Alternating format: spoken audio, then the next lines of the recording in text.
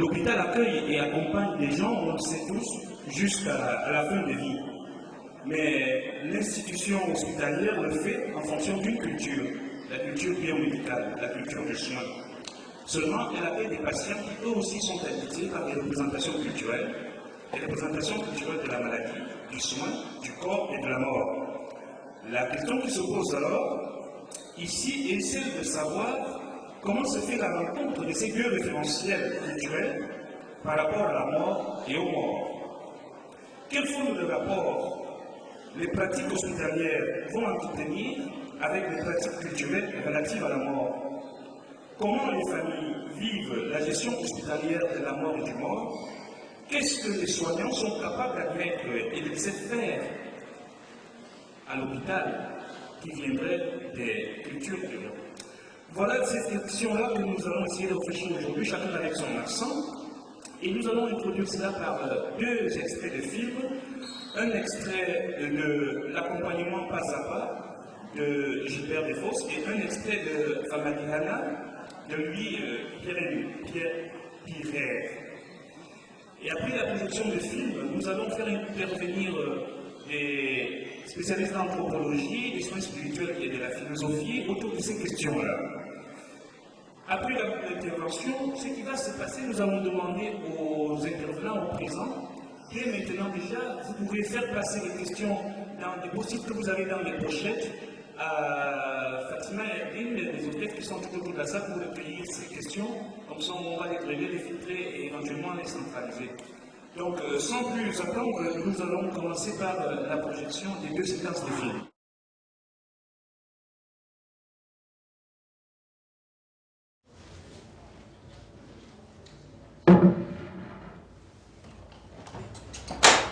En fait, c'est une histoire qui se termine.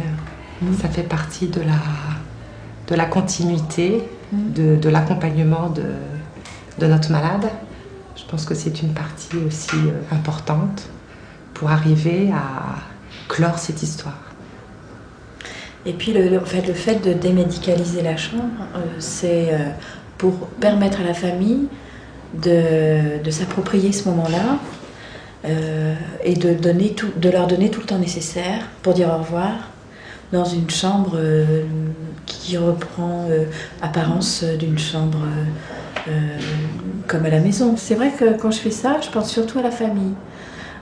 Qui donc, quelquefois le désir qu'on habille, donc hein, on met les vêtements, quelquefois selon les rites. Selon les rites, on fait, selon les rites, on respecte tout à fait ça. Le fait qu'on prenne soin d'eux, même morts, comme une personne encore, au-delà, donc quand on les ramène dans la chambre, c'est la continuité de nos soins. Hein. Je veux dire, l'accompagnement, il est jusqu'au moment où le patient quitte la chambre pour descendre à la chambre mortuaire. Ça fait vraiment partie de nos soins. Enfin, moi, je le conçois comme ça. Et c'est vrai qu'on accorde beaucoup d'importance à un froissement de drap. Mais tu crois pas que c'est du respect? Je veux dire, on s'occupe de ce patient vraiment jusqu'au bout, avec tout le respect que ce patient... Ah oui, c'est une forme de respect, bien sûr. C'est une forme de respect, puis de restitution d'une autre forme d'intégrité aussi, par-delà la mort. C'est encore une personne, toujours une personne en fait. Tout à fait. On n'est pas face à quelqu'un qui est devenu un objet de soin. Il est toujours sujet de soin et on permet à la famille de dire au revoir. C'est offrir un espace de recueillement dans le service, donc quand même dans un endroit qui est familier, mais hors médicalisation. Donc, et c'est vrai que j'ai remarqué quelquefois, dès que la malade est décédée, la famille qui est là, qui est présente, nous dit retirez vite tout, enlevez l'oxygène. Ils ont besoin qu'on enlève tout le matériel, entre guillemets, artificiel, quoi. Pour eux, c'est important de... Ouais, c'est vrai.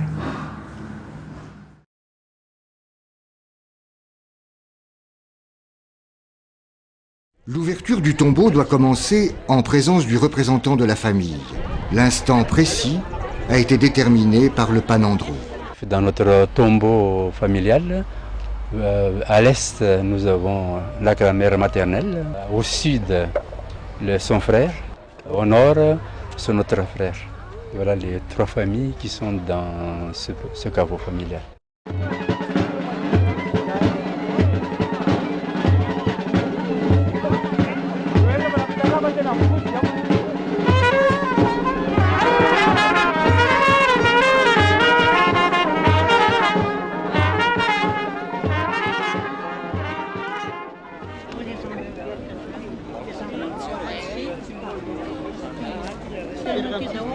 Le Panandro a donné l'ordre de sortir les corps du tombeau.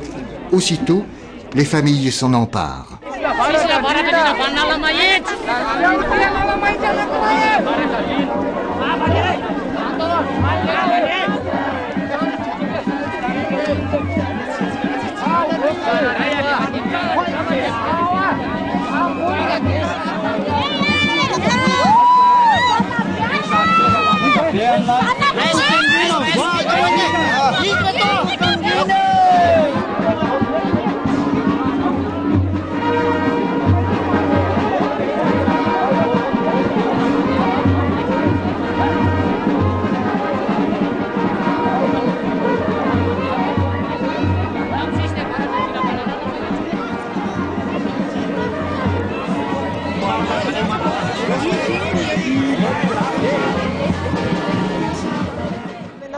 En sortant de là-bas, on les enveloppe avec de lamba et la natte par-dessus, rester pour souvenir des familles. Chaque membre de la famille prend une natte. Et ça, c'est un symbole à la tradition malgache.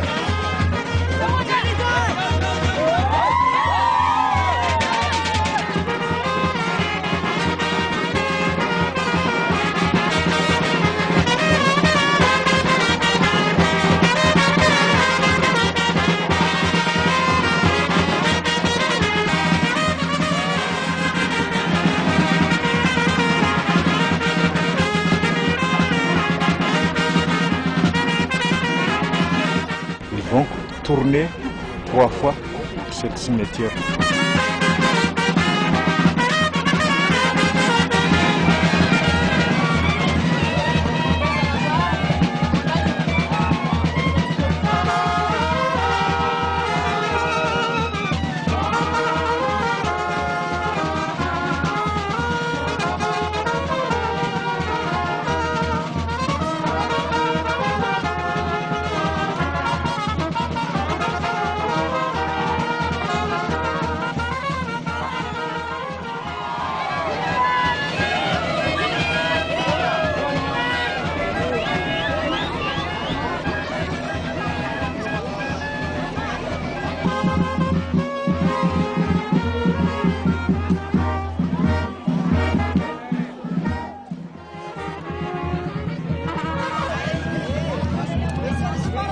Voilà. Et les morts à l'intérieur du tombeau sont placés, la tête du côté du soleil, à l'est donc, et les pieds à l'ouest, vers l'ouest.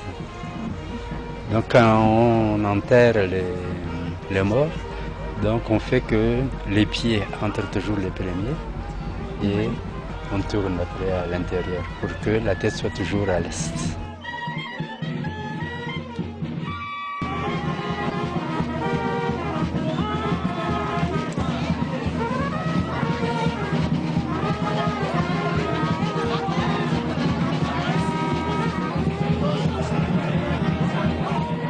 Béatrice, en qualité d'aînée, va s'assurer que tous les corps sont à la bonne place. Et, dans l'intimité du caveau, leur offrir un dernier hommage.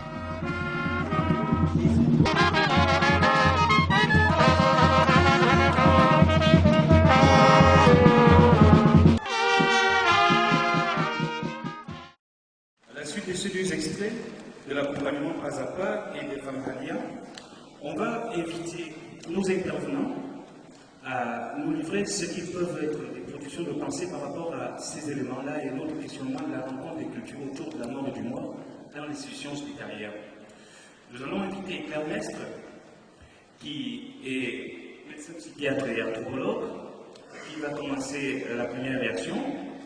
Et Claire Mestre sera suivi par Judith Wolf, qui a travaillé sur la question de la mort et du mort à l'hôpital. Et ensuite, nous aurons du travail de réflexion de Michel Gamela, qui est chef de service des soins spirituels du centre hospitalier de l'Université de Montréal. On va bien s'interroger à la question de savoir comment on peut arriver à mettre des soins spirituels dans un hôpital. Nous avons la chance qu'il pourra nous en dire un mot. Et tout ce travail pourra être bouclé dans une forme de réceptacle final par un regard philosophique qui sera porté par Éric Fourniret, qui est avec nous.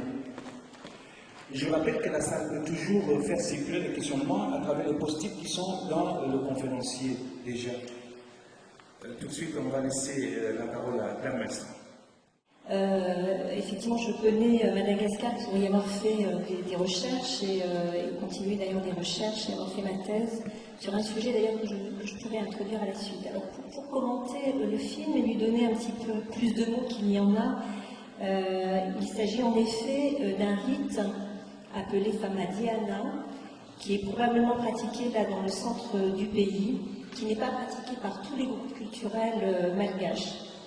Alors c'est en effet une pratique qui est assez particulière, surtout pour les Occidentaux, mais c'est pas, là c'est un rite, c'est pas un rite d'ensevelissement, c'est un rite post-mortuaire, c'est la première chose.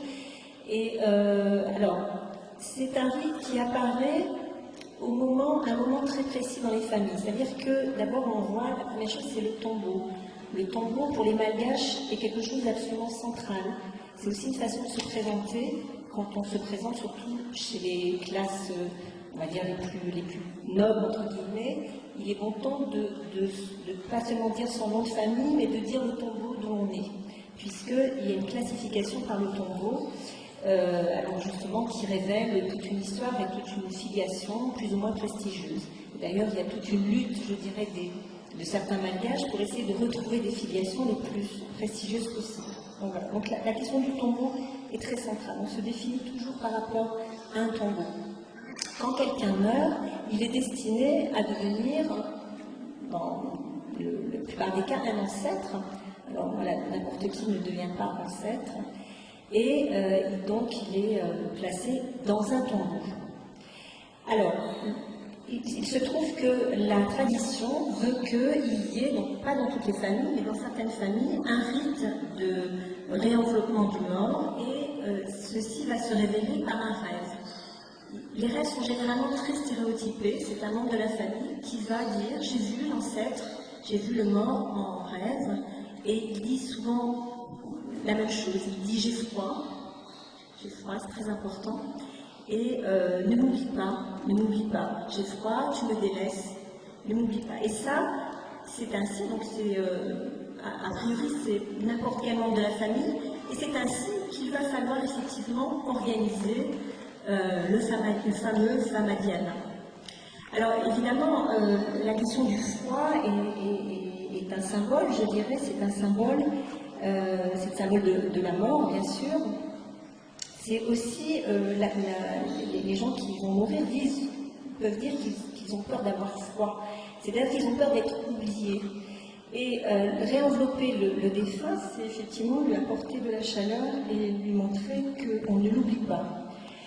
Alors ça rentre dans une conception, je dirais, du cosmos, de la cosmogonie malgache, où il y a un flux vital qui traverse la mort et les vivants, et que ancêtre et vivants sont dans une étroite relation on va dire, de vitalité. Contrairement à d'autres pays d'Afrique, il n'y a pas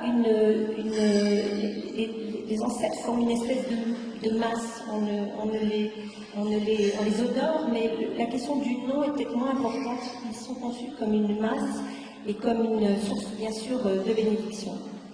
Alors, ce que l'on voit dans le film, c'est effectivement la liesse, la joie, et surtout la joie de retrouver les ancêtres. Là, quand on voit bien quand les corps sont enlevés, ils sont sortis du tombeau, il y a vraiment la joie de retrouver. Alors, c'est vrai que ça interroge beaucoup, et il y a un anthropologue qui s'appelle Maurice Bloch, qui a beaucoup étudié ces rites, et qui pense que fondamentalement, il y a une ambivalence très importante entre effectivement la joie de retrouver quelqu'un disparu, mais aussi la crainte très importante de côtoyer la mort. Il y a certainement une ambivalence, d'où le rôle de l'alcool. Ce sont généralement des rituels qui sont très arrosés, ça ne se voit pas dans l'extrait de film, mais généralement les gens boivent, alors c'est une manière festive aussi, mais aussi de lutter probablement contre la peur et la crainte. Et c'est très ritualisé parce qu'on ne voit pas le tombeau n'importe comment. Il y a le palinge qui effectivement va donner le jour, l'heure, etc. Donc ça c'est extrêmement ritualisé. Il ne faut pas faire de faute. Et puis il faut le faire à un moment aussi où on va inviter le plus de monde possible. Ça c'est très important puisque c'est une fête qui va être une fête de prestige, c'est-à-dire montrer à la communauté que l'on est riche et qu'on sait honorer ses morts. Et parfois, les gens s'endettent. Moi, j'ai des tas de situations que j'ai vues sur le terrain. On va s'endetter pour pouvoir faire un rituel digne de l'ancêtre, mais digne aussi pour la communauté de montrer à quel point on sait honorer les morts. Donc voilà, pour inviter beaucoup de personnes, donc ça veut dire qu'on ne fait pas non plus à n'importe quel moment de la vie familiale. Alors, il y a aussi l'importance des points cardinaux qui est, tous les symboles, je ne peux pas les reprendre tous, mais il y a l'importance des points cardinaux. Et aussi, pour l'importance du tombeau, c'est aussi un rituel qu'on peut faire pour déplacer les morts. C'est-à-dire, si quelqu'un est mort loin de son tombeau, et qu'on n'a pas eu les moyens de le mettre dans le tombeau familial, à ce moment-là, on fera un samadhi pour mettre le corps là où il doit absolument être, c'est-à-dire dans le tombeau familial. Alors, donc on voit effectivement donc, les nattes qui sont pleines des os en fait des ancêtres. Ce que la caméra ne montre pas, c'est qu'on nettoie en fait le défunt, c'est-à-dire qu'on ouvre une à une toutes les lambas, c'est-à-dire les étoiles, et on va nettoyer le défunt, nettoyer les os et le réenvelopper. Voilà. La question du lamba est très importante puisque chaque famille va donner, la famille et les membres vont donner un lambe à la hauteur aussi de l'importance qu'a le mort pour lui.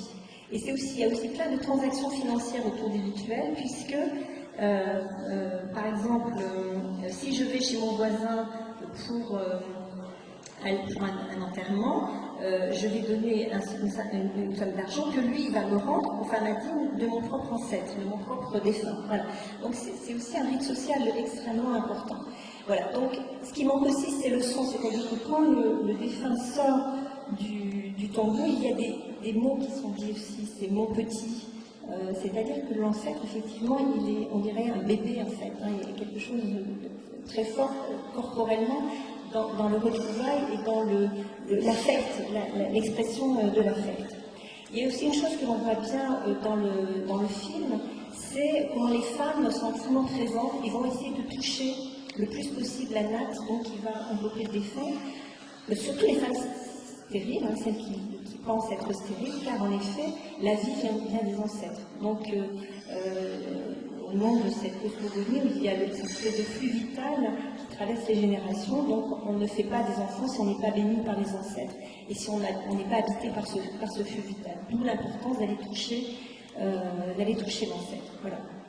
Bon, je pense que j'ai à peu près dit. Alors après, il y a effectivement la fermeture du tombeau, et aussi il y a une espèce de hiérarchie dans le tombeau, c'est-à-dire que les plus anciens sont sur les planches au-dessus, et que les derniers arrivent par le fond, et ils sont destinés bien sûr à monter en grade dans le tombeau. Voilà. Bon, alors juste pour finir, je voudrais parler, et peut-être, bon, je vais être bref, parce que j'ai un petit peu de temps pour juste pour introduire la question de la ritualité à l'hôpital, parce que mon travail d'anthropologue, en fait, a été de travailler dans l'hôpital de Madagascar, hein, et de faire tout un travail de recherche sur la façon dont effectivement étaient soignées les personnes donc, dans un hôpital malgache. Et c'est vrai que, alors, j'en reparlerai sur ma interroge, mais ce qui est troublant, pour aller aux conclusions que j'en ai faites, c'est que nous avons transmis une technique, nous avons transmis, puisque bon, la médecine a été bien sûr transmise au moment de la colonisation. Alors, en plus, Madagascar a une histoire très particulière par rapport à la médecine, puisqu'elle connaissait la médecine avant l'arrivée des colons français. Et donc, nous avons transmis une médecine, et je dirais que là où j'ai été extrêmement heurtée, c'est que nous avons aussi transmis une caricature de médecine. Alors, évidemment, Madagascar est un pays très pauvre, où il y a eu d'autres observations dans les hôpitaux africains, où effectivement, bon, la pauvreté, le fait que les médecins soient très peu payés, induit beaucoup de problèmes, je dirais, dans le fonctionnement de la relation médecin-patient. Ça, c'est évident. Mais au-delà de ces questions économiques, je dirais contextuelles, il y a effectivement le vrai problème de la culture, c'est-à-dire que ne transparaît pas dans l'hôpital les savoir-faire culturels, parce qu'effectivement, la transmission de la médecine a transmis une vision du monde des hommes qui étaient, alors il y a eu des mots qui ont été utilisés, désaffectivés, ça c'est sûr, c'est une espèce de tradition, et aussi l'interdiction d'utiliser ses propres savoir-faire en ce qui concerne, par exemple, l'accompagnement des défunts. Ce qui fait qu'il y aura un énorme travail effectivement pour que cette technique-là, qui est la technique médicale, puisse s'accompagner de cultures aussi, de cultures très locales, et que, en ce qui concerne la mort dans les hôpitaux, enfin ce que j'ai pu en observer, c'est que dès que la famille comprend, parce qu'on ne leur annonce pas que la personne va mourir, eh bien, ils sortent de l'hôpital. Ça, c'est vraiment presque une honte de mourir à l'hôpital, car on va mourir probablement comme un chien, c'est-à-dire loin de tous les rituels et de tout l'accompagnement qui est nécessaire. Et ça, je pense qu'il faut réintroduire cette question dans la transmission de ce que c'est que notre médecine et alors chacun après dans sa culture. Et j'ai eu aussi des observations absolument dramatiques où les familles et les soignants pouvaient se rentrer en conflit pour effectivement une représentation de la maladie, de la mort à venir qui était tellement différente qu'effectivement il ne pouvait pas y avoir d'accord et finalement on enlevait le défunt et il allait mourir chez lui dans des conditions alors peut-être physiques très, très difficiles et au fond au moins au centre d'une famille et d'une culture. Voilà. Merci beaucoup. Merci beaucoup Clarisse de nous rappeler dans aussi ce film la fonction du rituel dans une société. Justement, ça m'amène à interroger Mme Wolf sur vous qui avez travaillé, si j'ai bien compris, sur les chambres mortuaires, sur l'interface entre les soignants dans les hôpitaux, puisqu'on meurt dans les hôpitaux, la fonction du rituel a trouvé ses racines en dehors, bien sûr, de cette question de comment aujourd'hui cette dimension anthropologique peut nous amener à avoir une espèce d'éclairage sur une réalité qui a complètement modifié ce rapport entre la société et la mort, finalement. Oui, absolument. Moi, je me suis effectivement intéressée à la prise en charge de la mort en France. J'ai beaucoup en faire. Genre, c'est l'anthropologie, c'était l'anthropologie du chez-soi, on va dire. Et donc, à la prise en charge de la mort à l'hôpital, bien sûr, parce que c'est le premier lieu d'accueil des morts. Et plus précisément à ce qui se passe en fait après le décès, à ce qui se passe au moment où le corps quitte le service de soins. Voilà, à la façon dont les corps étaient pris en charge et à la façon dont les familles aussi étaient accueillies, pouvaient accompagner leurs défunts. Et pour ça, je me suis située dans l'espace des chambres mortuaires. Et je me suis rendu compte, en fait, le constat qu'on fait, c'est qu'il est difficile pour les familles de trouver leur place dans la chambre mortuaire, de pouvoir s'approprier les lieux, ce que déplorent d'ailleurs souvent les agents.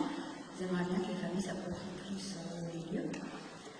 La raison pour laquelle c'est difficile, il y a plusieurs raisons, mais ça tient notamment à des raisons qui sont de l'ordre de l'organisation du travail, bien sûr. mais ça tient également à des raisons plus concrètes, des raisons d'ordre architectural.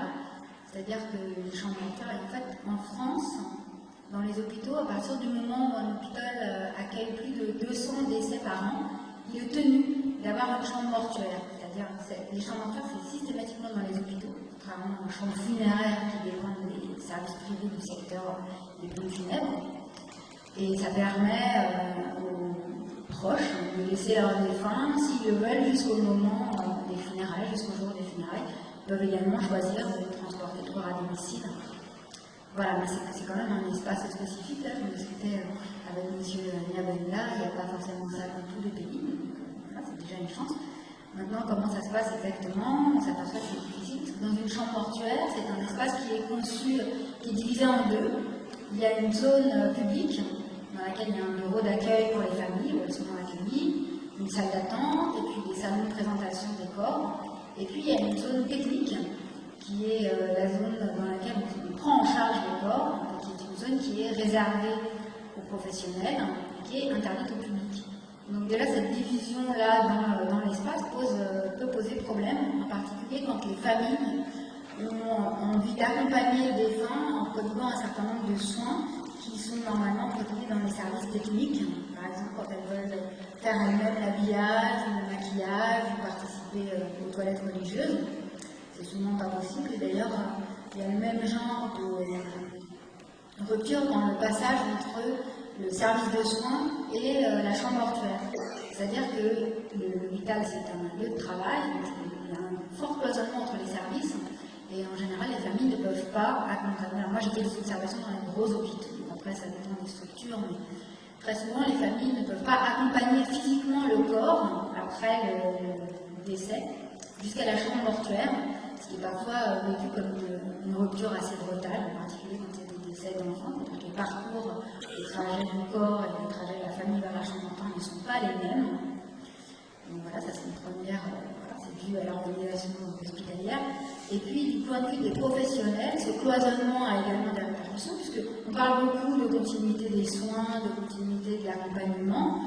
Et en fait, comme les services sont très cloisonnés, quand les professionnels qui travaillent dans les chambres mortuaires, qui sont des employés hospitaliers, accueillent les corps, ils les accueillent de manière impersonnelle, c'est-à-dire qu'un corps arrive nu, enveloppé dans un drap, et donc en fait ils ne découvrent l'identité du patient qu'au moment où ils le lisent sur la petite étiquette d'identification, et ils ne connaissent rien de l'histoire du patient, ils sont en général pas en rapport avec les gens qui ont pris en charge la personne quand elle était malade. Donc voilà, pour eux, c'est aussi des conditions de travail qui ne sont pas simples. Et donc on s'aperçoit que pour ces deux types de raisons, il y a également le fait qu'en fait, on voit la prise en charge comme une continuité, et finalement, de l'intérieur, on s'aperçoit que c'est très fragmenté. C'est-à-dire qu'une prise en charge, c'est une succession d'intervenants qui vont chacun prendre en charge le patient, depuis les services de soins jusqu'aux agents qui sont dans les chambres mortuaires, en passant par les thanatopracteurs, les toiletteurs religieux, les employés des pompes funèbres. À chaque fois, ça se fait par petites séquences. Les gens ne sont pas forcément en lien les uns avec les autres. Et pour la famille, ça a aussi un type de répercussion, c'est-à-dire qu'elle doit aller dans plusieurs lieux, elle a plusieurs interlocuteurs. Donc le service de soins, la chambre mortuaire, mais également le service d'état civil pour tout ce qui est d'ordre administratif, toutes les démarches administratives. Et puis elle doit aussi aller récupérer des objets de valeur au corps, dans un autre service, donc il y a une vraie fragmentation, un vrai éclatement. Mais voilà, donc la question qu'on peut se poser, c'est pourquoi est-ce que la chambre mortuaire paraît si peu conçue comme un espace d'accueil de la mort et comme un espace d'accueil des familles. Donc à cela, il y a également plusieurs raisons, et ça tient notamment à l'histoire du service, et puis il y a des raisons d'ordre plus politique, social et politique, on va dire. Alors, du point de vue de l'histoire du service, il se trouve que les chambres mortuaires, c'est un service qui s'est développé au moment, à la fin du XVIIIe siècle, au moment où l'hôpital se médicalise.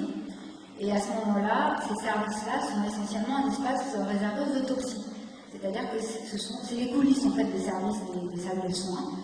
Donc les médecins y viennent régulièrement, c'est véritablement un espace à part entière qui participe à l'activité médicale.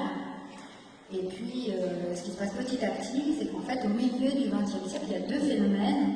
Il y a à la fois une baisse des autopsies, c'est-à-dire que début du XXe siècle, quasiment tous les défunts morts à l'hôpital étaient autopsiés.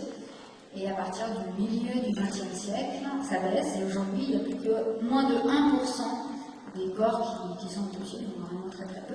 Ce qui fait que ce service a été totalement délaissé. Les médecins n'y venaient plus et c'est un service qui s'est constitué de manière totalement à part. Ça, c'est ce qu'on voit aujourd'hui. C'est très souvent au fin fond des hôpitaux, très régulièrement à côté des poubelles, ce qui ne demande pas de faire remarquer que voilà, c'était une forme quand même de délégation, voire de stigmatisation de leur travail.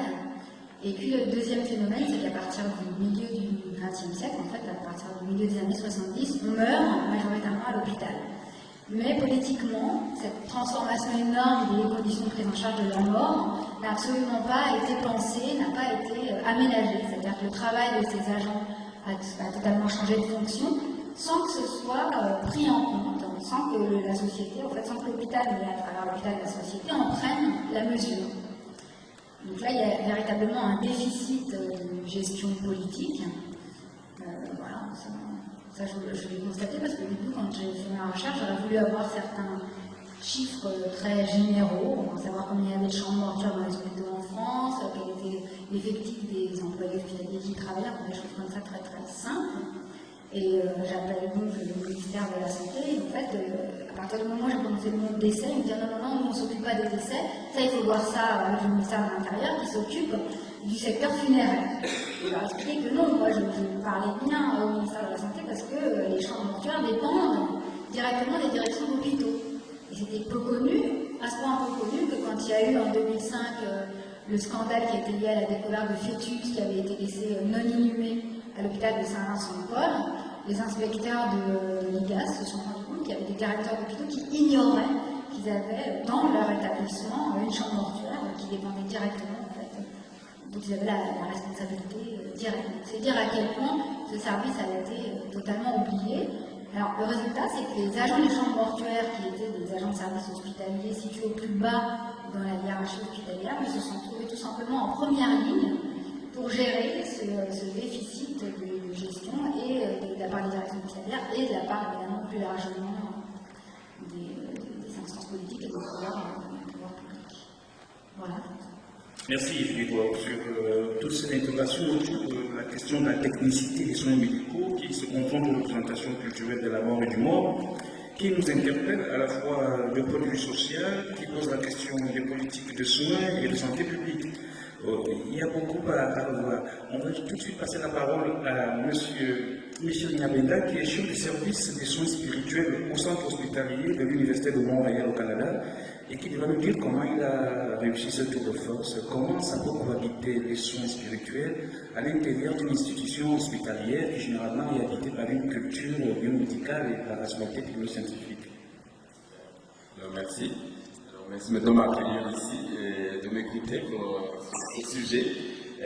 Donc, le lieu toujours parle, parce que vous aurez remarqué que chacun parle à partir d'un lieu spécifique. Le mien, c'est évidemment géographique, comme on vient de l'évoquer. Je viens du Canada, du Québec, mais vous pouvez deviner aussi qu'il y a d'autres territoires qui m'habitent, plus lointaines. Mon lieu professionnel aussi, c'est le lieu évidemment de la pratique des soins spirituels. Je pense que c'était intriguant, effectivement, et je sens un peu que c'est presque une imposture de parler des soins spirituels au cœur même de la salle des fêtes de l'hôtel de ville de Paris. Alors, pour moi, ça fait un plaisir de partager justement cet tour de force. Mais je le constitue aussi dans le cadre de notre colloque, parce que je vais appréhender la question de notre session à travers la sous-question suivante, c'est quel est l'apport possible de la spiritualité, spécialement en soins palliatifs, pour construire cette alliance qui est décrite comme une alliance nécessaire entre les patients, les proches et les soignants. Comme vous le savez, ceux et celles qui travaillent dans le contexte des soins palliatifs, vous savez que toutes les pionnières de ce mouvement des soins palliatifs tenaient à cœur d'intégrer vraiment la dimension spirituelle dans les soins qu'on offre en fin de vie aux patients et aux proches. Je me souviendrai par exemple que Cicely Saunders écrivait que 4 dimensions de la douleur, la dimension physique, la dimension psychologique, la dimension sociale, mais aussi la dimension spirituelle, qui tous ensemble constituent en fait constituent la douleur globale. Donc vous voyez que c'était dès le départ du mouvement des soins palliatifs, on insistait beaucoup sur cette dimension aussi spirituelle. Et vous voyez vraiment la dimension spirituelle comme l'endroit le plus secret de la personne humaine, et on va voir que c'est sur cette idée aussi que nous continuons de réfléchir et d'intégrer dans les soins. Vous savez aussi, Kubler-Ross l'affirmait il n'y a pas longtemps que c'est vers le spirituel que se tourne le mourant, que cherche pour chercher une réponse, pour tenter sa dernière œuvre de structuration, comme si c'est dans ce domaine qu'il espérait trouver une permanence entre la vie et la mort et ainsi faciliter le passage. Alors, qu'est-ce qu'il en est aujourd'hui de cette prise en charge? On a parlé beaucoup de prise en charge aujourd'hui. Qu'en est-il encore de cette prise en charge de la dimension spirituelle dans nos institutions de santé, et spécialement dans notre contexte, dans le contexte qui est le mien, du Québec, et qui est quand même aussi marqué comme le vôtre par une certaine laïcité à sa couleur, une certaine sécularisation, mais aussi par une certaine diversité culturelle et religieuse. Alors c'est cet exemple-là que je veux vous présenter. Et nous parlons au Québec de ce qu'on appelle les soins spirituels. Donc l'apport de la spiritualité à la création d'une alliance pertinente, signifiante entre les patients, leurs proches et les soignants se fait à travers ce qu'on appelle les soins spirituels, qui sont intégrés dans les autres soins offerts aux patients. En effet, au Québec, le ministère de la Santé et des Services sociaux estime que les patients et les proches ont le droit, tout simplement le droit d'être accompagnés et soutenus dans leur vie spirituelle, peu importe leur croyance, peu importe leur croyance spirituelle ou religieuse. Ce qui est déjà comme un acquis au Québec, comme un peu partout ailleurs, c'est cette autonomie un peu du spirituel, donc on ne le considère plus comme équivalent à la dimension tout simplement religieuse. Donc les besoins d'ordre spirituel sont beaucoup plus larges et plus globaux que ce qu'on appelle les besoins religieux. Donc on commence par distinguer concrètement c'est quoi les besoins spirituels des patients et les besoins religieux. Vous savez, traditionnellement, les besoins religieux sont identifiables, les besoins qu'a chaque personne de pratiquer aussi les rites de sa propre religion, les besoins qui sont liés à une communauté particulière de croyances et de foi qui lui dictent les rituels autour de la mort, mais aussi les besoins d'ordre spirituel sont considérés comme des besoins d'ordre plus général, donc plus anthropologique en fait. C'est des besoins qu'à chaque être humain, donc toutes les personnes qui sont ici dans cette salle, sont censés avoir des besoins d'ordre spirituel, et on va en parler plus en profondeur, mais ils sont plus larges et plus globaux que ceux seulement de la religion. Donc on considère qu'une personne, un patient, leurs proches, ont des besoins spirituels qui peuvent s'exprimer parfois à travers des besoins religieux, mais aussi peuvent s'exprimer en dehors d'une appartenance religieuse bien identifiée. Donc on intègre les besoins, l'intégration de la spiritualité dans les soins se fait au nom même de la personnalisation des soins qu'on appelle toujours de ces vœux qui est une obligation pour les soignants d'avoir des soins qui soient personnalisés. On ne peut pas dire qu'on a des besoins qui sont des soins personnalisés si on ne répond pas à cette dimension spirituelle. Alors c'est qui dispense ces soins? Il y a d'abord des spécialistes qu'on appelle au Québec des intervenants en soins spirituels. C'est toute une évolution professionnelle qui s'est faite à partir de la traditionnelle aumônerie qu'on connaît, peut-être que vous connaissez ici. Mais c'est toute une évolution professionnelle où maintenant c'est des personnes, des professionnels qui sont formés pour cela, qui étudient tout le phénomène des croyances, des religions, de la spiritualité, qui l'intègrent un peu à la dimension clinique, qui sont formés pour accompagner et puis qui peuvent évidemment évaluer les besoins spirituels des patients, qui se donnent donc tous les moyens, toutes ces expertises pour évaluer, qui font évidemment évaluer l'état spirituel même du patient et qui font un plan de soins qui vont intégrer et apporter au sein d'une équipe interdisciplinaire dont ils sont membres cette réponse, cette dimension de la spiritualité. Mais aussi, on se rend compte, et c'est ça qui est important pour tous les soignants, que tous les soignants sont convoqués, sont conviés à toucher cette dimension spirituelle. Et ici, on voit que c'est comme ça qu'on renforce ce rapport, cette alliance. D'ailleurs, vous allez remarquer que l'alliance, c'est un terme très religieux, là. C'est au cœur de beaucoup de religions, l'alliance. Donc on voit qu'en touchant la dimension spirituelle, la dimension religieuse, on contribue à renforcer cette alliance et que même les soins spirituels ne peuvent pas se faire si ce n'est pas au sein même de cette alliance entre les patients et les soignants. Alors tous les soignants, tout soignant a la responsabilité à l'égard de la dimension spirituelle du soin. Comment on peut le faire? Évidemment, on a développé depuis quelques années des outils, surtout aux États-Unis, des outils de ce qu'on appelle l'anamnèse spirituelle, comment tout intervenant, comment tout soignant peut aborder, parce qu'on se rend compte que ça relève encore d'un tabou assez généralisé en Occident, comment on a développé des outils, des questions d'anamnèse spirituelle, pour comment un intervenant peut aborder concrètement la dimension spirituelle du patient. Et on a aussi fait des études sur vraiment l'apport et l'influence même de la spiritualité sur les soins. Je n'insiste pas là-dessus. Évidemment, tous les soignants sont appelés évidemment à aborder cette question parce qu'on se rend compte que c'est ainsi qu'on prévient en fait cette sorte de détresse spirituelle qu'on peut rencontrer en fin de vie, qu'on peut rencontrer chez les patients et chez leurs proches. La détresse spirituelle étant définie comme un changement subit qui caractériserait, entre autres, il se caractérise par un éclatement purement et simplement de l'identité spirituelle qui remet en cause les valeurs, les croyances et la transcendance.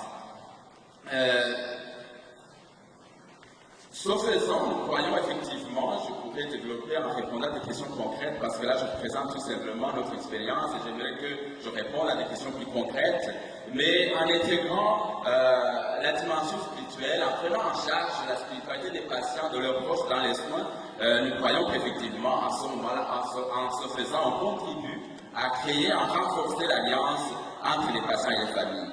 Parce qu'on instaure en fait, quand on le fait, on instaure au cœur des soins un espace singulier.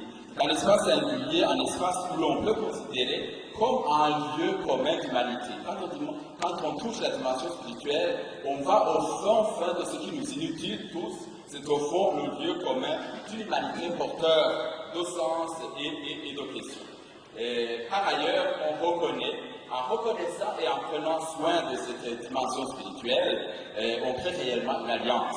Et le rôle des soignants devient donc celui d'ouvrir un espace de cheminement, un espace d'accompagnement différent pour chaque patient, témoignant d'une rencontre individuelle où celui-ci reste le sujet de sa vie, de sa fin de vie et de sa mort. Le soin spirituel contribue donc à renforcer le rapport du sujet à sujet. Et l'un des axes, évidemment, de la spiritualité, c'est aussi celui de l'identité, où l'on explore les différents aspects de la personne, les différents besoins qui sont liés à sa propre identité singulière, le besoin d'être aimé, d'être reconnu dans son histoire, dans son vécu, dans ses valeurs, dans ses croyances spirituelles et religieuses, dans ses peurs, le besoin d'être valorisé, d'être écouté, soutenu, mais aussi son besoin global d'avoir une cohérence singulière, une unicité du sujet. Et c'est ça l'identité, un des axes qu'on explore quand on accompagne les patients en soins spirituels. On parlait des rituels, évidemment. Vous savez que les religions étaient beaucoup, sont encore des voies des rituels, mais évidemment, on considère avec l'évolution socio-religieuse de nos sociétés que aussi maintenant on recourt bien sûr à certains rituels en fin de vie prescrits par les religions, mais la plupart maintenant, on est devant l'obligation de créer des propres rites qui sont adaptés, les rites spirituels, qui sont adaptés vraiment aux patients. Et en bout de ligne, je peux dire que les soins spirituels, tels que nous les pratiquons dans les hôpitaux, dans les établissements de santé, sont non seulement favorisent l'alliance entre les patients, les soignants et les familles, mais se mettent en œuvre au cœur même de cette alliance. Tous les axes de la spiritualité que sont le sens, la transcendance, l'identité, les valeurs et même les rituels ne peuvent être mis en œuvre que, effectivement, quand on se met dans cette posture d'être d'une alliance.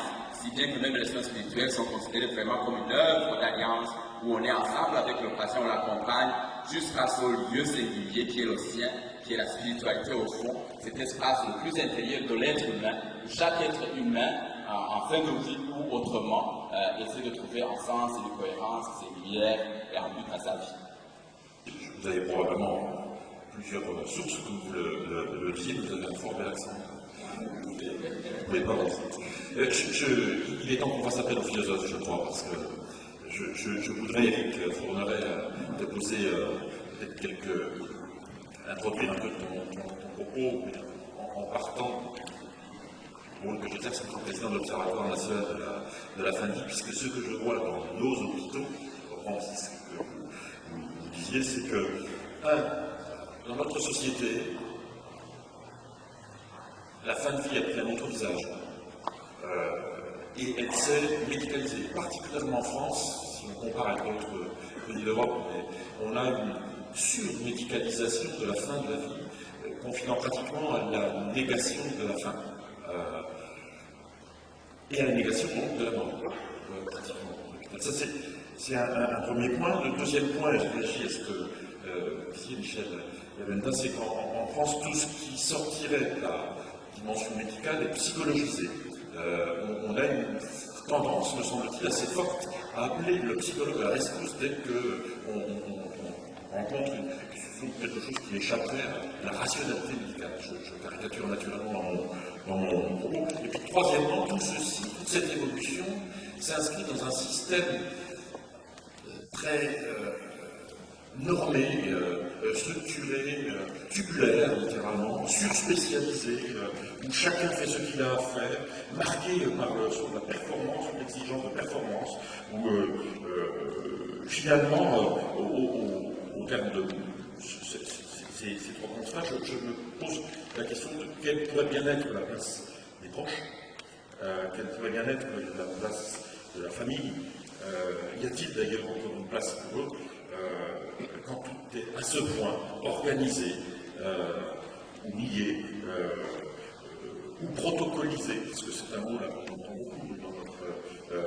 pratique médicale, qu'est-ce qu'on peut faire pour qu'il reste une place pour ceux qui, à l'origine, c'est-à-dire il y a quelques années seulement, l'origine étant parfois très proche, occupaient la place principale et l'ont parfois totalement perdue. C'est pour ça que je pense qu'on a besoin de philosophes, il faut donner du sens à tout cela. Donner du sens, c'est pas forcément donner des réponses, parce qu'évidemment, le philosophe, son rôle n'est pas de donner des réponses. Il est celui d'essayer de penser ces situations qui sont particulièrement difficiles. Et tu as très bien souligné justement cette particularité de notre époque, qui est celui d'avoir déconstruit scientifiquement la mort. La médecine s'est spécialisée, le corps a été découpé en morceaux dans le sens de l'imagerie médicale, on va regarder une partie du corps bien particulière, etc. Et puis avec l'évolution aussi des normes de la société, la mort, la fin de vie en général, s'est désymbolisée, c'est-à-dire qu'elle est passée d'une sphère collective, où autrefois on mourait au sein de la famille, pour finalement venir mourir dans l'institution hospitalière ou dans l'institution médicalisée. Donc ça devient difficile, effectivement, de penser quelle place reste-t-il au sujet, finalement, dans cette confrontation à la mort. C'est effectivement particulièrement difficile. On voit pourtant, comme les deux extraits l'ont très bien montré, c'est l'importance justement de ce sujet-là, de la subjectivité dans cette confrontation à la mort, toute l'importance. Et en soulignant justement le cadre très particulier de l'institution hospitalière, qui est un cadre, un milieu très codifié, il y a des protocoles de bonne pratique, il faut penser aussi à l'organisation des services, il y a une question de rentabilité qui est derrière, qui finalement vient lisser tout ça, vient lisser un peu l'irrégularité de nos vies. Nos vies sont irrégulières, elles sont remplies d'accidents, remplies de surprises, et finalement on uniformise tout cela, et en essayant d'uniformiser tout cela, finalement, on retire un peu de la place à la subjectivité, et on essaie entre guillemets, de généraliser, et il y a beaucoup de place pour les conceptions personnelles, les visions personnelles qu'a chacun quand il imagine comment il aimerait finir sa vie, et comment les proches aimeraient accompagner le leur qui est en train de partir. Alors c'est une question très difficile, et m'appuyant aussi sur les deux extraits que nous avons regardés à l'instant, je pensais au roi Darius, un helléniste conquérant, qui, son histoire est racontée par Hérodote, et qui nous renvoie bien à ses pratiques funéraires. Darius, dans ses conquêtes, était très étonné des différences culturelles qu'il pouvait y avoir. Et un jour, en arrivant dans un village qu'il avait conquis, un village où les villageois s'appelaient les Calatiens, Darius remarque que la pratique funéraire dans ce village et de manger les morts. Alors Darius va voir le chef du village et lui demande est-ce que pour un prix ou pour un autre, vous accepteriez non plus de manger vos défunts, mais de faire comme chez nous, comme chez Darius, les hellénistes, de brûler les morts. Évidemment, c'est blasphématoire, le chef du village.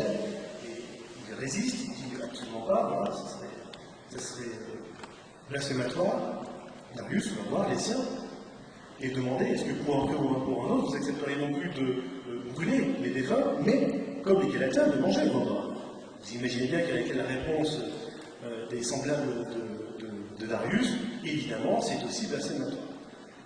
À la suite de quoi, Darius et Hérodote, à travers cette anecdote, concluent que finalement, selon les sociétés, nous avons des codes culturels très divers et que pour penser chaque acte, chaque pratique, il faut évidemment les penser à la lumière de ces codes-là.